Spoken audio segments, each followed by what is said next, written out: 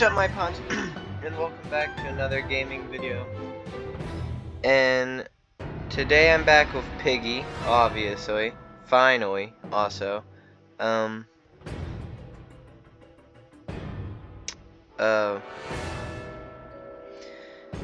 And obviously, I do need to do the first chapter of the second book. But before that, I need to go through and read book 1. You know, as like a recap of the story. So we are all clear on what's happening. Alright. Let's start here with the photo. The Piggy household looks oddly peaceful. I was tasked to investigate report of a missing child named Georgie. As I arrived at the Piggy's household, unusual quiet and quaint. A breeze of unease shrouded me as I stepped out of my vehicle. Without a moment to rest, I could have said waste. That would have worked just as well. I blasted out of and work up in the bedroom. Oh, it's so small without my glasses. I blacked out and woke up in the bedroom of the house with a beaming headache. Someone had knocked me out and brought me here. But why? If they wanted to get rid of me, why didn't they just finish the job? While attempting to place the things together, I encountered a strange and crazy pig with different eyes and a hunger for harm. It didn't talk. It just charged me. Terrifying. As soon as I escaped the house, I decided to get back to the station and get help. Without what we have here seems to be much more than a missing animal case. Especially because I'm a human for some reason. But whatever. Oh, I wish I had my glasses, but my glasses are okay. When I reached the station, I had found it to be unusually quiet. No officers celebrating, no criminal ratings. Their cell doors, nothing than the intercom system sprouted out a warning to get to the garage. The voice sounded familiar. It was Doggy, my old partner. I don't know why he showed up on his day off. Maybe it was a distress call that all officers received while I was unconscious in the Piggy's house. As I crept about to unlock the garage, I encountered yet another strange-looking pig. It appeared to have black eyes and a violent attitude, just like the last one. What is it with these animals? What happened to them? And what made them like this one? I opened the garage door, fueled the escape car, and left with Doggy. I felt a sense of dread overwhelm me. I got out, but did not feel safe. I needed to find out why this is happening. The cell's all empty. I guess they took advantage of the station.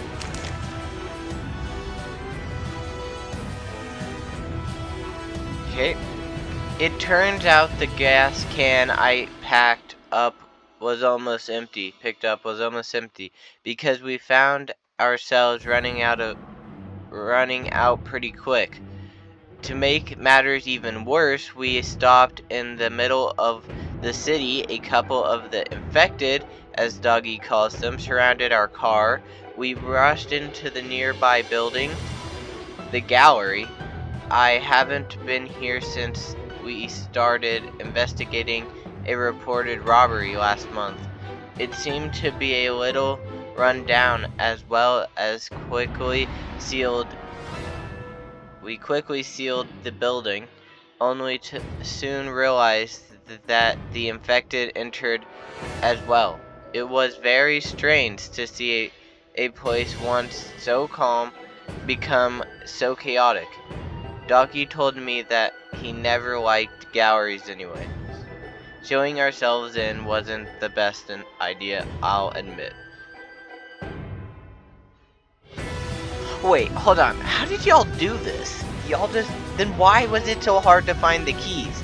If y'all put those things on the doors, why do you make it so hard to get the items to get back out? Idiots, I swear. Okay. Dougie and I had been safe and sound in this forest for weeks now. We've been silently investigating small towns and taking supplies from them. We spoke for days about what we'll do when it's over. Doggy said he'd like to travel south someday and visit old monuments and ruins. I don't know what I'd do. I couldn't get my mind off of the world state. One night I woke up to discover a broken and empty potion and a missing friend. I looked around and found Doggy. He was one of them. My gut sank and I felt weak. Where did this potion come from? Why did he drink it? Someday I will get to the bottom of this. As I left the forest to no longer be faced with such a harsh blow to my heart, I came across a radio with a voice that instructed me to head to a school. Clinging on to anything to distract my mind, I followed their instructions. Why? That's stupid. Whatever, not me. Oh my gosh, I'm gonna need my glasses. Jeez Louise. Okay. Still recovering from a loss of Doggy, I fell out of touch with reality, like I was a blur just floating through time. However, I pressed on. The radio I found in the forest instructed me to help them out and find their friend trapped in the school. Maybe if I couldn't save my friend, I could help them save theirs. That's when I met Bunny, a sharpshooter bunny with an eye patch, the head barricade. She had barricaded herself in the school surveillance room. After a failed supply run, she was very kind, not to mention thankful. Her ethnicism maybe inspired me to be strong and get a hold of myself. As we headed to the sewers to meet up with the mysterious radio voice, my head started burning up. I didn't feel good at all. I ignored it and continued moving forward. We met oh, my voice hurts. We met with Mr. P, a very rich celebrity. It was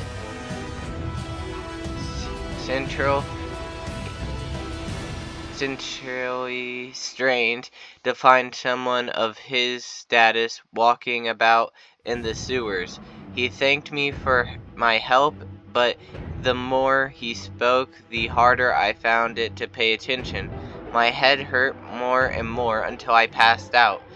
The last thing I remember was being wheeled in a hospital and seeing Doggy. What? How do you remember seeing Doggy, bro? What? Whatever. The empty halls are... Okay, see, these are bigger because there's less story to be told here. I woke up in the hospital with Bunny on my side. She seemed to light up when... Oh, lighten up when she saw my eyes open. Bunny explained that Mr. P and the researchers didn't think I'd make it, as I showed my menial symptoms of the infection.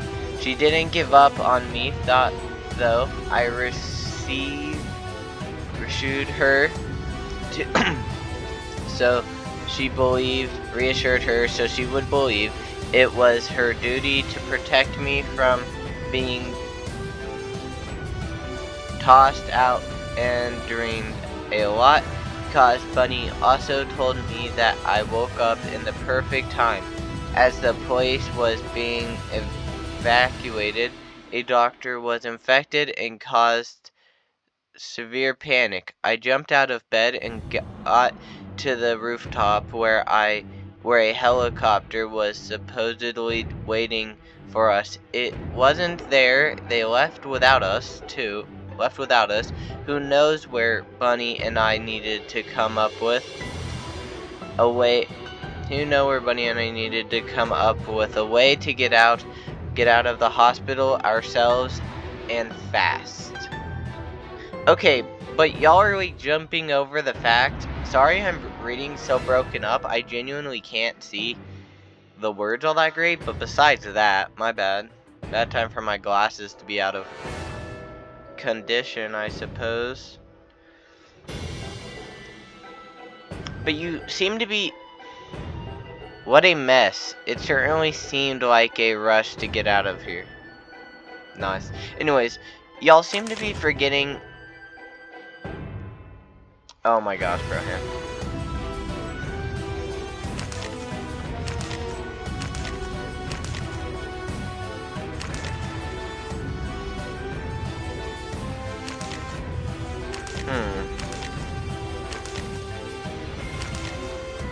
You know what, guys? I'll be right back. I'm gonna try something.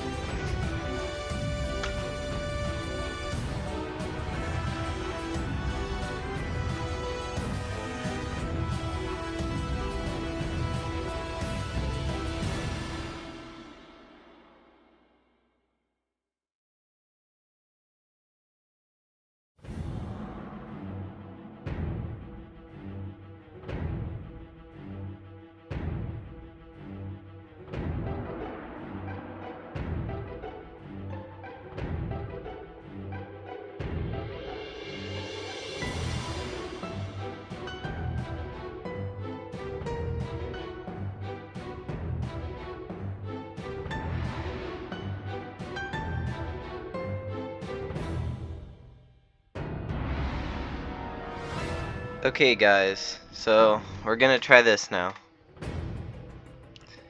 Alright, so Chapter 7, the Metro.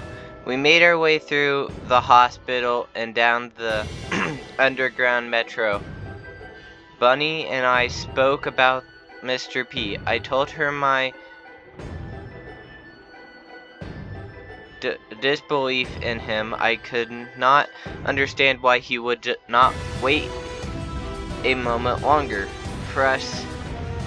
She explained that lately he has become more and more disillusional and obsessed with his search for a cure. Upon finally reaching the metro, I started to work on repairs for the team. Bunny sat down, not feeling too well. She told me she needed to rest a little before going on and lent me her crossbow. When she replies we're ready, she told me that repairs, not replies, I don't know where I'm getting these words from, we're ready. She told me that she was infected. I was very reluctant to believe her. She explained that she was one of the test subjects of Mr. P's cure test at the hospital. hers did not go so well, I told her that we could find a cure, and she could hold on long enough to find it. Bunny didn't want to go on as the feared putting me in danger. I got on the team looking back at her as she stayed behind fighting off any infected that may still be here. My heart hurt and my flat chest I was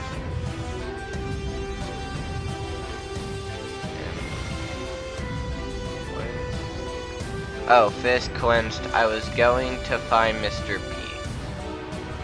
We will miss you, Bunny. G Bunny. Bunny's just a G. Like, that's all she is, bro. For real, bro. Okay. Carnival. I arrived at Mr. P's carnival to search for any leads on where he may be.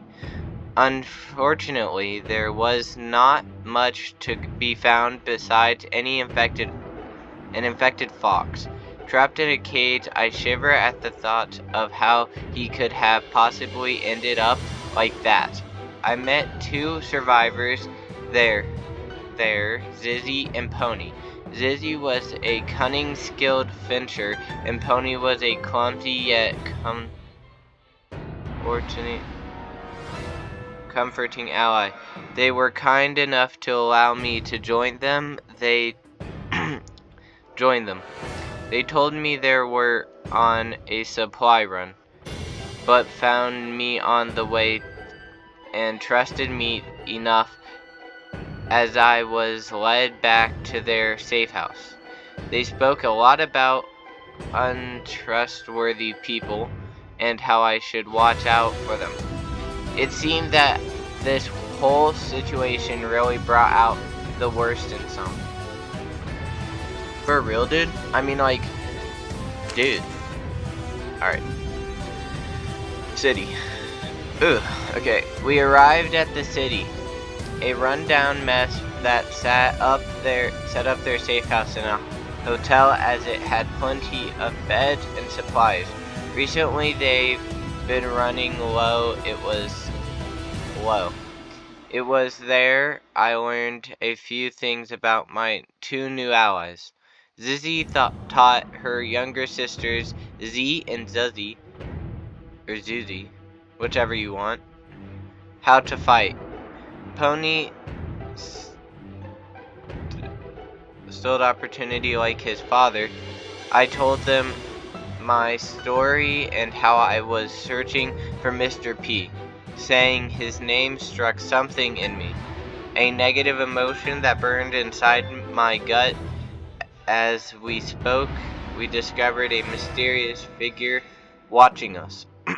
It didn't seem to be an infected as it ran away. When we noticed it, Zizzy and I ran after it. Why? Why, G? Just why? Right, mall. I forgot mall existed, to be real here. Okay. We chased the figure to the mall, only to discover that it was Georgie, the missing child.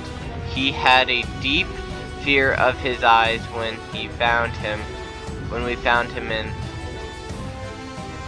his little fort. Coupled with an awful stench, I asked him why he went missing. He told me about his family. They visited the hospital without him and came back acting strange. So he ran off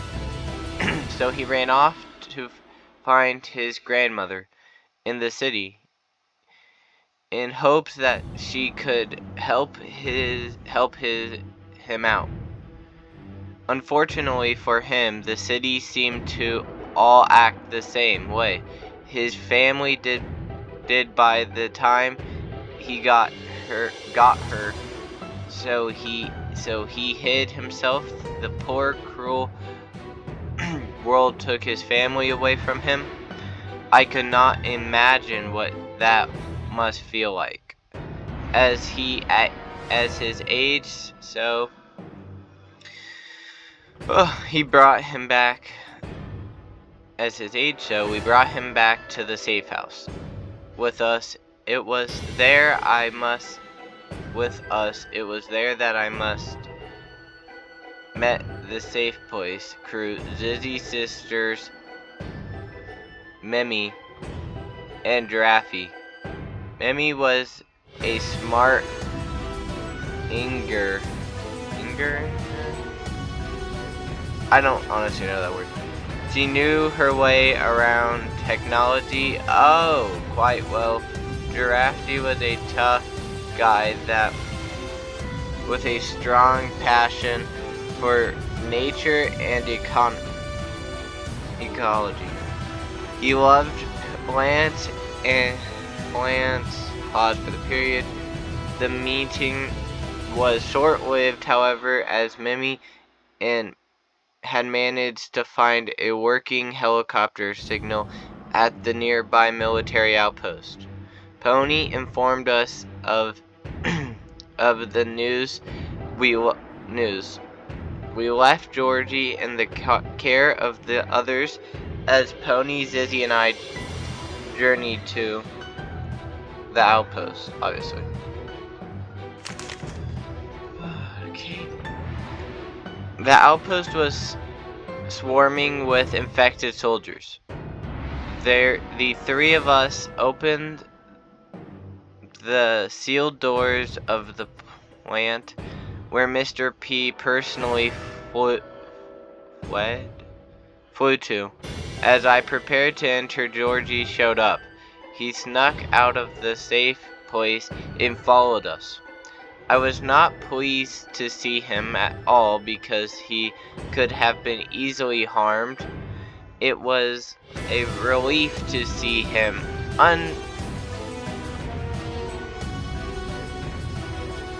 unscathed. I can't say I was surprised after finding out how well he managed on his own. He wanted to see Mr. P, the one responsible for making his family act the way they did.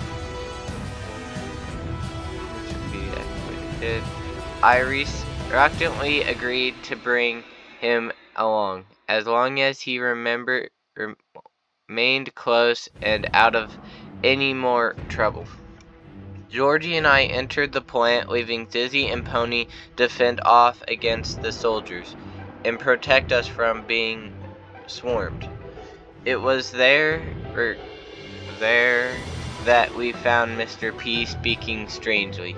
He seemed to hold a deep regret for his actions and could not seem to cope.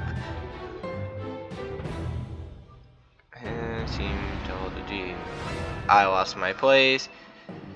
Actions seemed to cope with them when he realized we were there. He believed we were nothing but ghosts who had come to hunt him. Mr. P was unable to come to terms with reality and ran off. We followed him for a final confrontation. He did not run off. In fact, he tried to murder us. It just gets smaller. I might not actually be able to read that.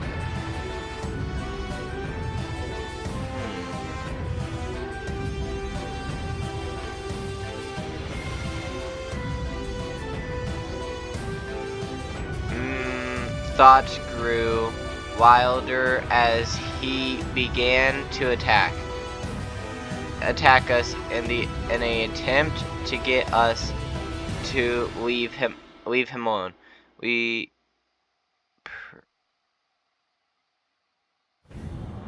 presented in trying to get Mrs.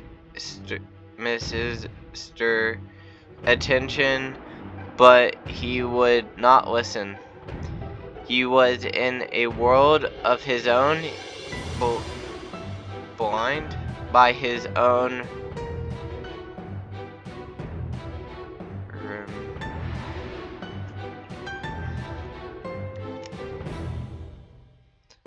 made blind by his trying to get his attention, but he was in a world not listen, but he would not listen.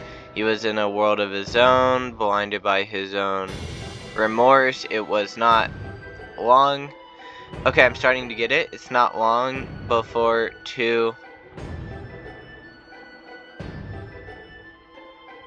attacked began to shudder from never mind, the words are still too small for me.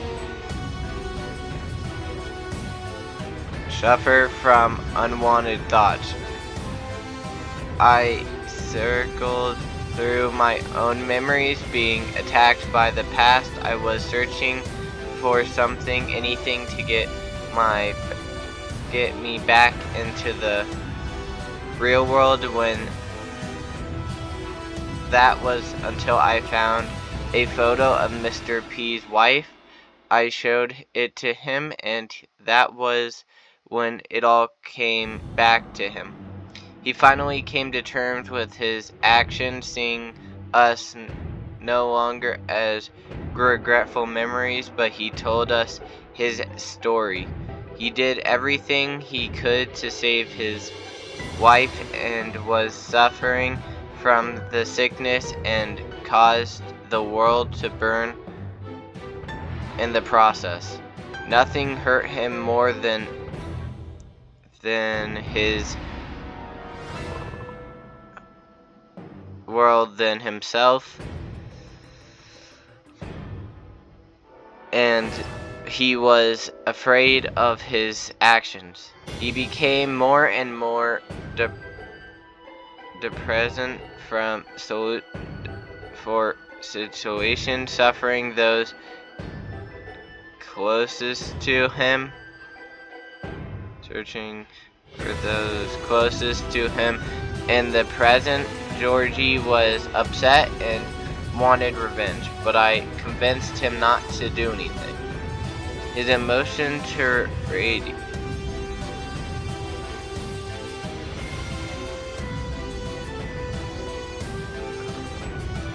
realized that he was doing, and if Georgie went through with it, he too would have suffered just like him. He soon left the plant, leaving behind Mr. P, Zizzy, and Pony. Grant greeted us with great joy. With the search of Mr. P finally over, we were unsure of what to do. We all stopped the task, take a moment to think.